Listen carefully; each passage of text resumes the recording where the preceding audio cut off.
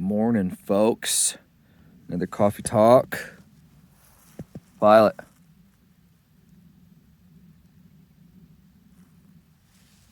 He's distracted by whatever's making that noise. Oh well. Fairly nice view this morning. Not as nice as it could be. It's a little cloudy, but it's all right.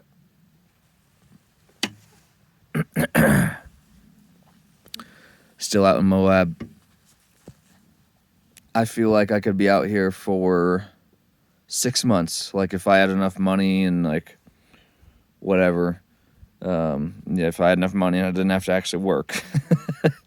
I could be out in Moab for 6 months and still feel like I haven't even scratched the surface of checking it out. This place is rad. Way, way, way, way cool. It's pretty sick. But that's not what we're talking about. We're talking about van life, not on the road. So holding down a job. So I've been on the road for less than a month. I did have a regular job before this. Kind of. I moved into the van and went full-time in December back in Alaska.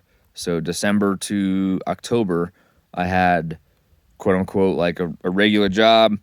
And,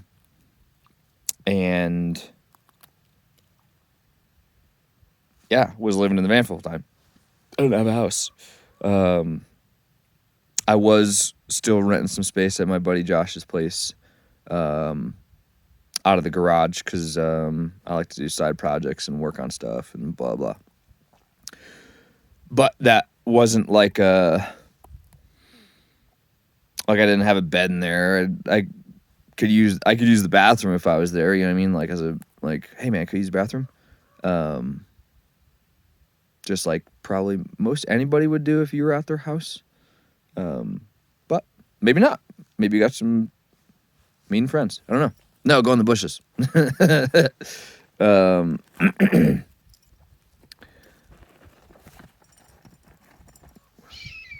Job. So I was back and forth between two jobs. Right when I got back in Alaska in December, I was working for the Guard. So like in a kind of like in a military status. And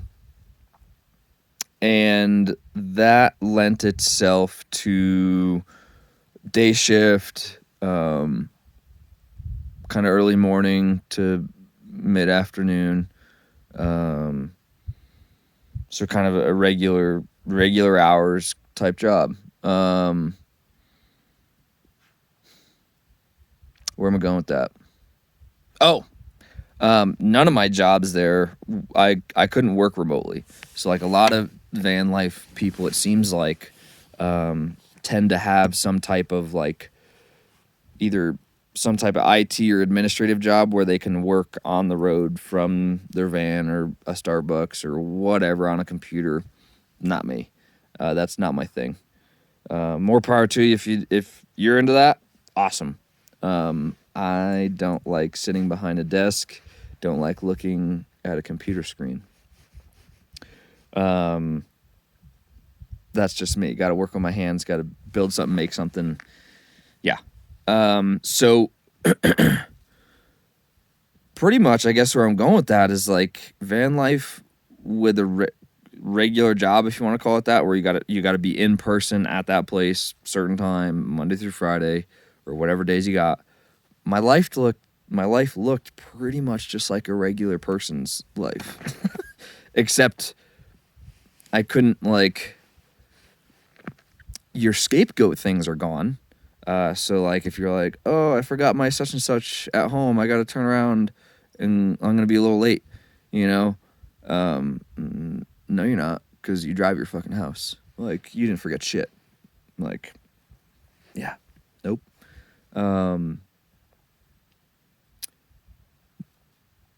kind of like silly thing like that. But really the only difference for me, like from anybody else that holds down, I guess if you want to call it a regular like in-person type job, is I would have to kind of plan out where I'd park for the night ahead of time, and I'd usually do that while I'm at work. Like kind of, I'd be doing something, but yeah, where am I going to go tonight? What am I going to do? And then also, what else would be really different? The fact that you can't maybe just pick up and leave from home. And I guess where I'm going with that is like, so after work, say you're like going to cook some dinner and then you're going to go on a quick walk or a bike ride or hike or something like that. I could do that, but I would have to like kind of plan things out. So like if I knew I was going to go hike or walk or bike somewhere, I would probably want to drive there first, cook, eat, and then I can kind of leave everything how it is and, you know, go hit the road, hit the trail, whatever. And then come back. I'd have to clean up, at least put shit away. It's not that big of a deal to cook in the van, but you definitely can't just leave everything out because shit's going to break when you take a turn. I've definitely never done that, ever. Whoops. So like you kind of just have to plan out a little bit better as far as what and when you're gonna do it. But other than that, man, like it's kind of the freaking same. It's kind of convenient. I happen to be able to park at work sometimes. I might have been able to get away with it every day, but like didn't really want to push it. That was like the frickin' best. No morning commute. But the funny thing is, a couple times that I did do it, whether I just shut my alarm off or forgot to set it or whatever, literally was late to work while sleeping in the parking lot.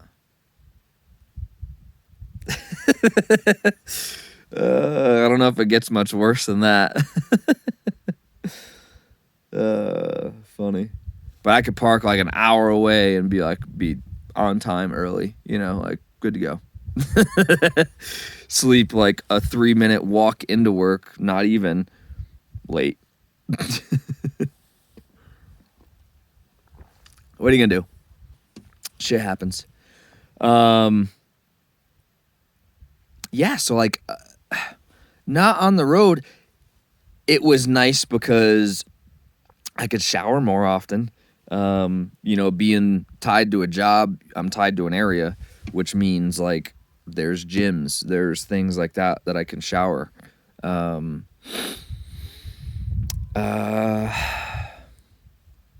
Yeah, man, like it ain't that freaking different than probably you, whoever you are watching this. It probably ain't that much different. Besides the fact that your house is in the parking lot.